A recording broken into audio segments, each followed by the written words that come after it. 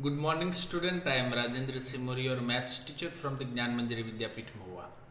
Again, welcome to this online session of class 10th. In the previous section, we discussed about the completing square method.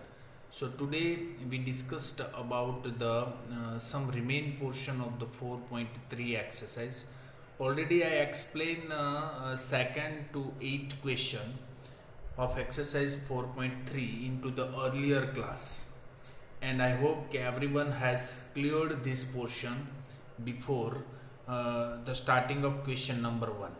And in the previous lecture I also given the question number 1 as a homework because of you just completing the square method with the use of these things. So from the exercise point of view, we just take it out that this is a portion of question number 1 over here. So let us start to understand about how to solve these things. If you having any kinds of the problem, just we have to solve out these things first, and then after we move on to the any questions of the 4.3 after the 8 questions, and then after we move on to the 4.4, that is the last portion of this unit. Is it okay? तो अब तक हमने 3 चीज इस chapter में सीख ली है. पहली चीज हाउ टू आइडेंटिफाई और making the quadratic equation. Second चीज हमने ये सीखी है कि यदि क्वाड्रेटिक इक्वेशन है तो how can we find out the roots. यदि हम रूट्स उसके फाइंड कर सकते हैं तो उसके लिए हमने 3 मेथड देखी. पहले सिंपल फैक्टराइजेशन से हमने यूज़ किया, फैक्टराइजेशन मेथड से हमने रूट निकाला. अब जो हम यूज़ कर रहे हैं that is the second one method, that is splitting the middle term. And last में जो हमने अर्लियर लेक्चर्स में, यस्टरडेज लेक्चर्स में हमने देखा, that is the completing square method. So this all 3 methods is belongs to take the roots of any kinds of the quadratic equation. तो let us move on to this portions over here. जो आपको दिख रहा है question number 1 जो मैंने कल homework में दिया था. Is there any questions regarding this? For first we solve out it and then after we move on to the question number 9 of this 4.3. Okay, so let us move on it. So yesterday we discussed the first question, and this is for the 2x square minus 7x plus 3 is equal to 0. That is the first Roman. मैंने कल भी बताया था और फिर से यही चीज़ मैं आज बता रहा हूँ कि suppose if you have to complete this particular equation using the method of completing the square. यदि आपको इसका स्क्वायर कंप्लीट करना है then how can we do. तो कल मैंने बताया था फर्स्ट पोजीशंस के ऊपर जो भी चीज़ यहाँ पे मेंशन है that things we have to mention here 2x square minus 7x plus 3. So this particular things we have to using first like 2x square minus 7x plus 3. Okay, तो पहले जो इस इक्वेशन है उस इक्वेशन में से जो पहली टर्म है आपको यहाँ पे दिख रही है ना, पहली टर्म, वो just we have to zoom it out. So this is a particular things that we have to completing the square. उसको कैसे स्क्वायर में कन्वर्ट करना है. फर्स्ट टर्म्स को जो एक्स स्क्वायर का कोफिशेंट है, अब आप देख सकते हो कि ये में एक्स स्क्वायर का कोफिशेंट क्या है, 2 है. ओके, तो ये 2 से हर एक टर्म्स को डिवाइड कर देना है. मतलब 2x स्क्वायर को भी 2 से, माइनस 7x को भी 2 से, प्लस 3 को भी 2 से, लाइक दैट वे.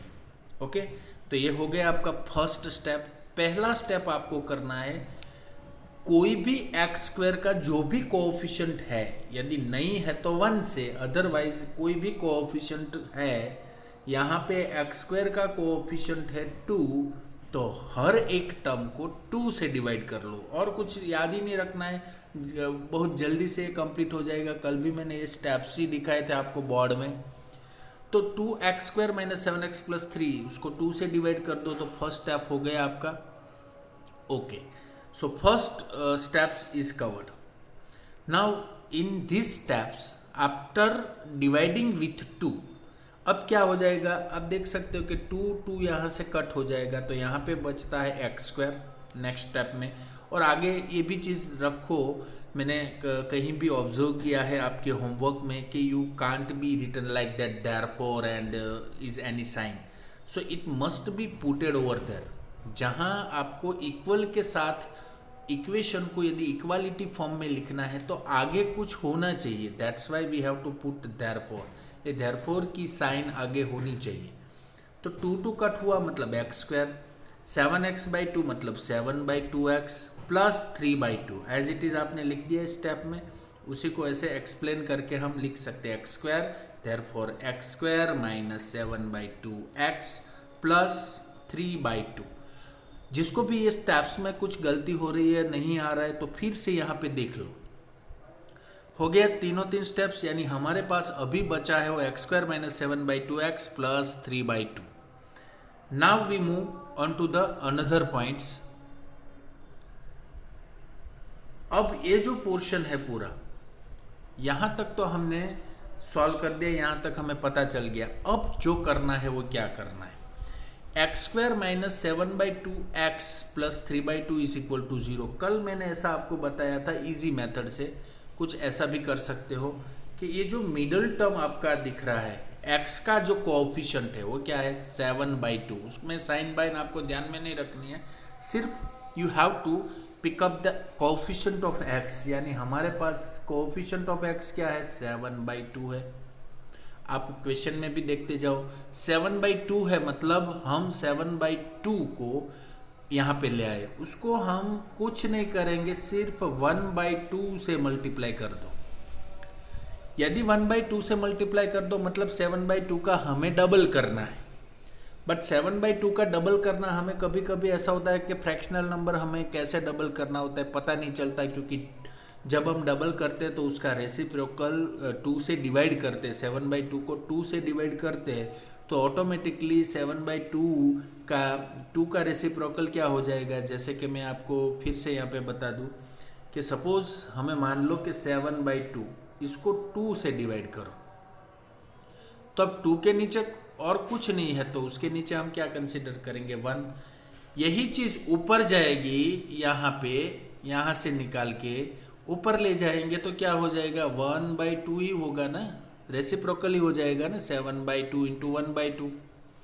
तो 7/2 इंटू 1/2 हुआ, इसका मतलब ये हुआ ना कि 7/2 को किससे मल्टीप्लाई करना है 1/2, तो सीधा ही याद रख लो, 2 से डिवाइड करना और ये सब कुछ याद नहीं रखना है। तो 7/2 को सीधा x का जो भी कोएफिशिएंट बीच वाली टर्म में मिलता है वो कोएफिशिएंट को सीधा हाफ से मल्टीप्लाई कर दो।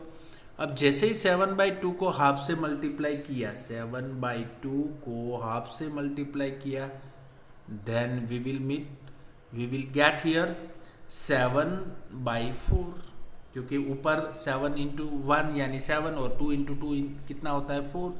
सो 7/4 का पोर्शन हम यहाँ पे ले सकते हैं। तो वही चीज़ बाकी एज इट इज लिख दो, 7/2x एज इट इज लिख दो यहाँ पे, और 7/4 एक बार प्लस करो यहाँ पे और एक बार माइनस करो, बट याद रखना है कि 7/4 अकेले नहीं रखना है, 7/4 का स्क्वायर रखना है। समझ में आ गया? तो सिंपल सा स्टेप्स है, अब तो सिंप्लीफिकेशन ही करना है और कुछ करना ही नहीं है। 7/4 का स्क्वायर एक बार लिखा और एक बार उसमें से सब्ट्रैक्ट कर दिया, बाकी प्लस 3/2 एज इट इज लिख देंगे। ये आपका स्टेप्स पूरा हो गया। अब ये तीनों को मिला देना है तो आपकी एक चीज़ हो जाएगी, यहाँ तीनों को आप मिला दो तो ये हो जाएगा x² माइनस किसी का भी एक का, कल मैंने बताया था ना कि a माइनस बी का स्क्वायर होता है, उसकी आइडेंटिटी क्या होती है a माइनस बी का square a² minus 2ab plus b²। तो वही चीज़ यहाँ पे लिख दी मैंने, x माइनस 7/4 का स्क्वायर सीधा लिख दो, बाकी जो बचा है 7/4 square minus 3/2 as it is. तो इस तरह से हम सिंप्लीफिकेशन कर सकते हैं। मैंने कल भी बताया था और आज भी मुझे ऐसा लगा कि किसी को नहीं समझ में आ रहा है, इसीलिए मैं फिर से एक कंप्लीटिंग स्क्वायर मेथड आपको बता रहा हूँ। So I hope so that everyone has cleared this things. Up to the end we will find out the portions like that. तो जब सिंप्लीफिकेशन करेंगे तो इसका answer x is equal to 0 आएगा, और सभी तरह से आप इम्प्लीमेंट करेंगे then x is equal to 7/4 plus 5/4, so x is equal to 3 और x is equal to 1/2, that is we give the answer over here. समझ में आ गया? तो ये चीज़ मैं आपको पूरा क्वेश्चन है वो यहाँ पे आपको बता रहा हूँ। आपको शायद लिखने की ज़रूरत है, then you can also write down, but here something the method is different because it is directly edited mode. तो आप मैंने जो भी मेथड आपको सिखाया वही मेथड आप इम्प्लीमेंट कीजिए, then it will be very easy. all of the most of the students have got the answer, but some of the students not getting well, that's why I'm taking another way to implement. Okay तो इस तरह से हमें 1 2 3 4 ये चार Romans implement करने थे। फिर भी यहाँ पे मैं आपको ये चीज़ बता देता हूँ कि सेकंड वन रोमन में क्या था। आप देख सकते हो सिमिलर वे हम यहाँ पे इम्प्लीमेंट कर रहे हैं। तो ये जो चीज़ यहाँ पे आपको दिख रही है वो कौन सी चीज़ है, मतलब सेकंड वन पोर्शन में आप अपना सेकंड वन पोर्शन से यहाँ पे इम्प्लीमेंट कर रहे हैं। तो सेकंड वन पोर्शन से आपको क्या दिखाता है, just we have to check it out. थोड़ा जूमिंग पोजिशंस पे आपको दिखाएगा, so that's why it is very easy to understand. Okay तो यही पोजीशन को हम यहाँ से समझते हैं कि सेकंड वन रोमन था 2x² प्लस x माइनस 4। हमें क्या करना है 2 से, मतलब x² का कोएफिशिएंट यहाँ पे 2 है, तो हम हर एक टर्म को 2 से डिवाइड कर दें, यानी एक स्टेप्स तो हमारा बन ही जाता है 2x² डिवाइड विथ 2। जैसे सेकंड स्टेप में हमने लिखा तो ये 2 कट हो जाएगा, तो हमारा नेक्स्ट जो एक्सप्लेनेशन होगा वो x² प्लस x/2 माइनस 2, क्योंकि यहाँ पे भी 2 2 4 होता है। तो इस तरह से x² प्लस x/2 माइनस 2 आ गया हमारे पास। अब सिर्फ हमें यही करना है कि x/2 का मतलब होता है यहाँ पे x का कोएफिशिएंट क्या है 1, तो यहाँ पे कोएफिशिएंट हो गया 1/2। आप यहाँ पे देख सकते हो ना कि x/2 का मतलब होता है 1/2, तो x का कोएफिशिएंट क्या हुआ 1/2, उसको 1/2 से मल्टीप्लाई करो तो हमारा आंसर क्या बचेगा 1/4। वही 1/4 एक बार ऐड करो एक बार माइनस करो।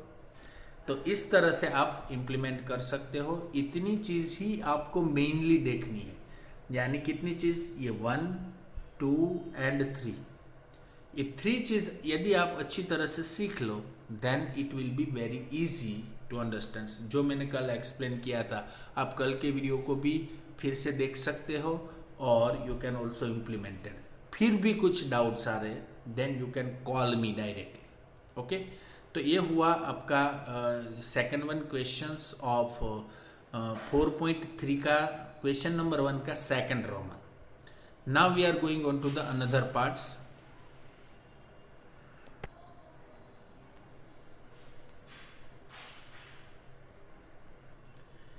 अब नेक्स्ट वन जो क्वेश्चन था, क्वेश्चन नंबर 2 के ऊपर हम चलते हैं। तो क्वेश्चन नंबर 2 जो हमारा है, आप टेक्स्ट बुक में भी parallel you can also watch it. This questions is suggesting us that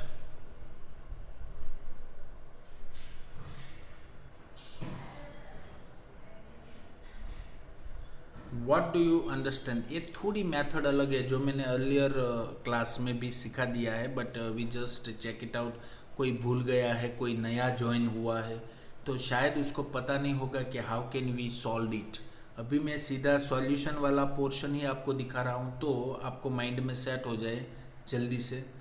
तो यहाँ पे find the roots of the second method ऐसी थी कि हम किसी क्वाड्रेटिक फॉर्मूला से हम इसी क्वेश्चंस के क्वेश्चन नंबर 1 में जो 4 रोमन दिए हैं वही क्वेश्चंस को क्वेश्चन नंबर 2 में भी यूज़ करेंगे और यहाँ पे मेथड अलग कर देंगे क्योंकि यहाँ पे अप्लाइंग द क्वाड्रेटिक फॉर्मूला, तो 2x² - 7x + 3 = 0 को हम कंसीडर करेंगे। तो कंपेयरिंग ये जो इक्वेशन है वो किसके साथ हमें कंपेयर करना है, ax² + bx + c = 0 के साथ। यदि इसके साथ हम कंपेयर कर दिया इस इक्वेशन को तो हमें a = b = और c = मतलब a b और c की तीनों की वैल्यू मिल जाएगी। तो ये हो गई a = 2 मिलता है क्योंकि आप देख सकते हो 2x² - 7x + 3 को किसके साथ कंपेयर किया मैंने, ax² + bx + c के साथ। तो ax² + bx + c के साथ मैंने कंपेयर किया तो a की वैल्यू 2 हो गई, b की वैल्यू -7 हो गई और c की वैल्यू हमें मिलती है 3।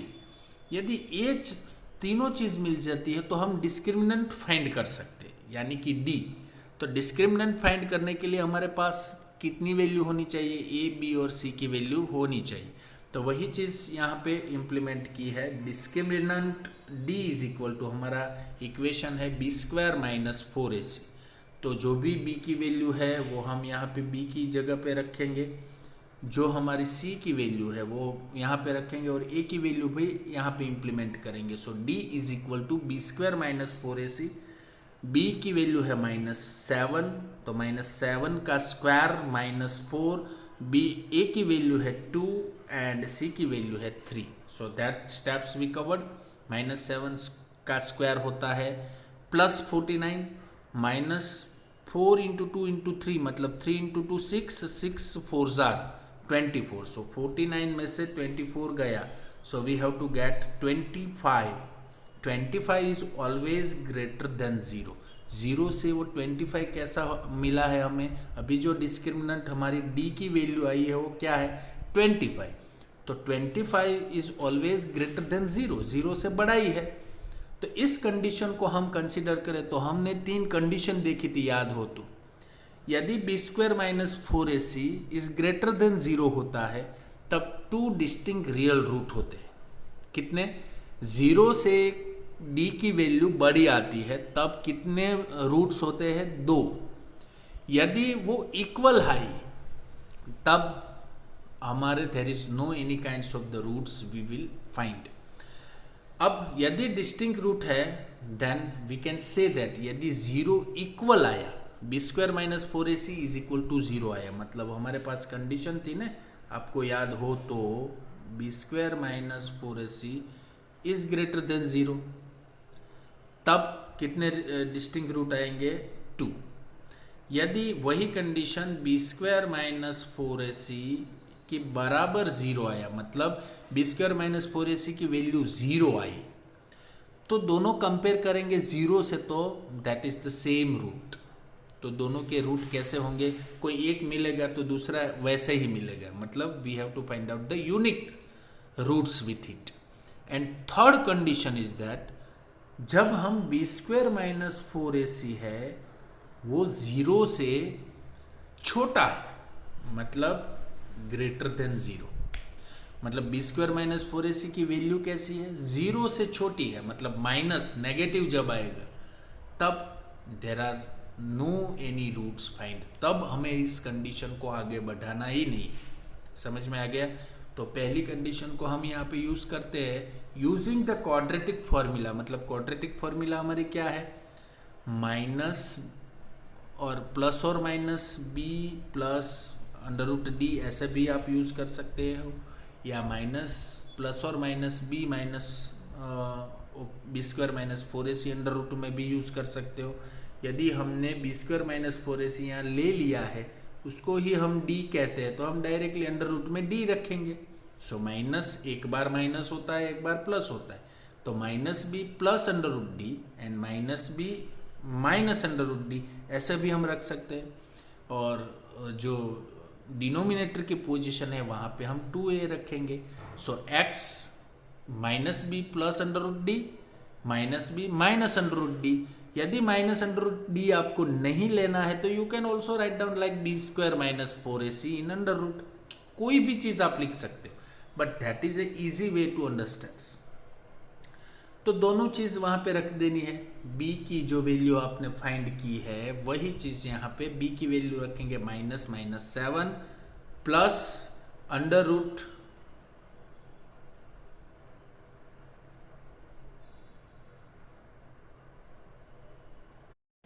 सो वही चीज़ द इक्वेशंस के फॉर्म में यहाँ पे आपको दिख रही है, और ये चीज़ यहाँ पे मेंशन कर दिया है, उसका सिंप्लीफिकेशन ही करना है। -7 +7 हो जाएगा, तो ये आपका नेक्स्ट पोर्शंस यहाँ पे इम्प्लीमेंट होगा। तो it's very easy, so that's why it is nothing too hard, but those things you sometimes you forgotten this things, that's why I am explaining here the another time this quadratic formulas method. तो इसी type के 4 और question है।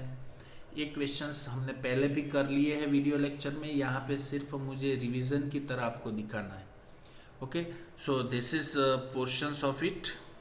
Now let us move on to the another portions. ये आपका second one है, second one भी ऐसे ही करेंगे।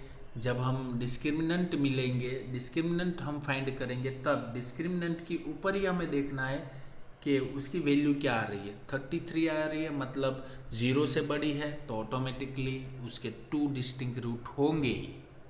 ऐसे ही हम आगे बढ़ेंगे, और वही चीज़ हमें ध्यान में रखनी है। और बाकी को तो ये दोनों चैप्टर्स के ऊपर हम जैसे ही ये दोनों चीज़ मेंशन कर देंगे, then that is using a quadratic formula. Quadratic formula हमारे पास क्या है, either you can use from the textbook or you can also directly use like short method like that। यहाँ पे कोई भी इक्वेशन आप यूज़ कर सकते हो, बट ये क्वाड्रेटिक फार्मूला के फॉर्म में होना चाहिए। जैसे कि मैंने आपको पहले बताया कि b है यदि आपके पास, तो यदि b -b है तो हम ऐसा भी यूज़ कर सकते हैं, प्लस और minus under root b² - 4ac, ऐसा हमने लिख दिया, और नीचे आपका 2a है ही। अब अंडर रूट b² - 4ac की जगह आप डायरेक्ट डिस्क्रिमिनेंट भी लिख सकते हैं, तो आपको रूट में सिर्फ वही दिखाना है। तो ये हो गया आपकी वो चीज़ जो आप शॉर्ट मेथड से भी कर सकते हैं, इसीलिए मैंने यहाँ आपको बताना चाहा। तो इस तरह से ये सेकंड वन क्वेश्चन भी आप यहाँ पे सॉल्व कर सकते हैं, and you can find out like that way the root. ये आपका रूट है, और रूट यदि आपको याद नहीं रहता है तो you can also using this quadratic formulas method 2 और 3 टाइम्स। पहले तो आप कंप्लीटिंग स्क्वायर मेथड का वही 4 क्वेश्चंस को सॉल्व आउट करते ही रहे, उसका रिवीजन करते रहे, भले ही आपका सब सॉल्यूशन हो जाता है, just you have to revise 1 and 1। Okay, so this is the second one. Now we are going on to those particular questions, that questions is basically not covered over here। तो ये सब questions तो आपको पता है। अब और एक मेथड है जो आपके क्वेश्चन नंबर 3 से स्टार्ट्स होती है। तो आपके टेक्स्ट बुक के क्वेश्चन नंबर 3 को भी आप समझ लो कि कैसे करना है। सपोज आपको यही चीज़ दिखाई देती है, find the roots of the following equation. आपको बताया गया कि x - 1/x = 3, where x is not equal to 0। यही आपको चीज़ मेंशन की, दैट इज योर क्वेश्चन। तो आपको क्या करना है, पहला सिंप्लीफिकेशन करना है। x - 1/x, जैसे कि x - 1/x = 3 है। अब आपको क्या करना है, x एलसीएम लो या सीधा क्रॉस मल्टीप्लिकेशन करो यहाँ पे। तो x को x से मल्टीप्लाई करेंगे जब यहाँ पे, तो मल्टीप्लाई करेंगे तो x का स्क्वायर हो जाएगा, और -1 ऐसे ही बचेगा क्योंकि नीचे x है। तो x² - 1 = यही x सामने जाएगा क्योंकि ये एलसीएम में है। तो एक्चुअल में क्या होगा, x का स्क्वायर हो गया, -1 हुआ, और यहाँ पे 3 ऐसे ही रखते हैं, और नीचे यहाँ पे अभी भी x है। वो x कहाँ पे जाएगा, राइट हैंड साइड के ऊपर। सो x² - 1 = 3x, that is the second step. समझ में आ गया ना कि ये सेकेंड स्टेप कहाँ से आ रहा है। तो ये हो गया आपका सेकेंड स्टेप। फिर थर्ड स्टेप में हम आए तो x² 3x को इस साइड पे ले आए, x² - 3x - 1, क्योंकि -1 तो लेफ्ट हैंड साइड पे ही है, तो that is your next one. अब आप देख सकते हो कि X square minus 3x minus 1 is equal to 0 quadratic equation है कि नहीं? यस, क्योंकि उसकी डिग्री 2 दिख रही है, so obviously it is in the form of quadratic equation. तो आप सीधा कंपेयर करो, जैसे कि अगले ही सेकंड क्वेश्चन में जो भी मेथड हमने अप्लाई की वहाँ से ये स्टार्ट हो जाता है। फिर से हम कंपेयर करेंगे x square plus b x plus c के साथ। जैसे ही वो x square plus b x plus c के साथ कंपेयर किया, हमें मिल जाएगी तीनों value, a is equal to 1, b is equal to -3 and c is equal to -1। फिर हमने डिस्क्रिमिनेंट फाइंड कर लिया। तो पहले आपको सिंप्लीफिकेशन करना है, फिर सेकंड कंपेयर करना है, find out the value A B C and then you have to go for the discriminant. Discriminant का इक्वेशन है B square minus 4ac। You can implement this B square minus 4ac and find करो कि जो value आ रही है वो 0 के equal है, बड़ी है या छोटी है। तो इस तरह से हम उसकी 3 कंडीशन यूज़ कर सकते हैं। तो डिस्टिंक्ट रूट आएगा क्योंकि 0 से 13 बड़ा है, तो डिस्टिंक्ट रूट हम यहाँ पे यूज़ करेंगे। और डिस्टिंक्ट रूट जैसे ही हम यूज़ करेंगे तब हमें एक चीज़ यहाँ पे देखनी है कि जैसे हमारे पास यहाँ पे और कोई पोर्शन नहीं, देखो -30 से 0 हो गया, फिर वही चीज़ फिर से हमने उसके क्वाड्रेटिक फार्मूला में अप्लाई किया, तो हमें 2 रूट्स ऑल मिल जाएगी, that is 3 plus √13 and 3 minus √13/2। ये सिंप्लीफिकेशन जो पोर्शन है उसके ऊपर आपको खास प्रैक्टिस करनी है। वैसे तो ये सिंपल है, but when ever you go for the simplification that time it is very difficult. So you have to try it. Not showing all these things from the video, but you have to try it on. You just pause my video and you have to show that. Okay. So this is a next one type of the questions. And at the last, जो questions मैंने बताए थे आपको, बाकी के जो question थे वो questions में हमें 8 questions तक सभी ने अपनी बुक्स में किए हैं। फिर भी ये होमवर्क में करते time you cannot solve it well, then you can also ask me okay sir, these all types of the questions we required, then I also send it the solutions of all these things. Okay, so let us move on to the next point. अब हमें जो चीज़ करनी है, इस type की questions board exam में ज़्यादा पूछे जाते हैं, तो ये चीज़ खास ध्यान में रखना। आपका 3rd या 4th क्वेश्चन होगा आपके 4.3 में। आप देख सकते हो कि 1/x + 4 minus 1/x minus 7 is equal to 11/30, और where x is never becomes -4 और 7।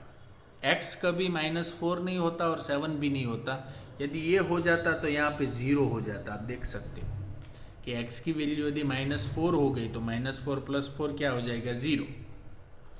यदि x की वैल्यू 7 रखी तो 7 - 7 क्या हो जाएगा, 0। तो यदि डिनोमिनेटर 0 हो जाता है, so that is nothing to solve here. Okay, तो ये चीज़ यहाँ पे आपको कंडीशन क्वेश्चन में ही दी गई है, तो उसको आपको सिर्फ सिंप्लीफाइड करना है। यदि ये चीज़ आपको अच्छी तरह से नहीं आती तो उसकी ही प्रैक्टिस ज़्यादा करो। समझ लो कि यहाँ पे तो बड़ा सीधा चीज़ है, x + 4 है, -1/x माइनस 7 है, और उसके सामने 11/13 है। अब आप देख सकते हो कि इसको हम क्रॉस मल्टीप्लाई करें तो x - 7 का 1 के साथ मल्टीप्लाई होगा तो वो हो जाएगा x - 7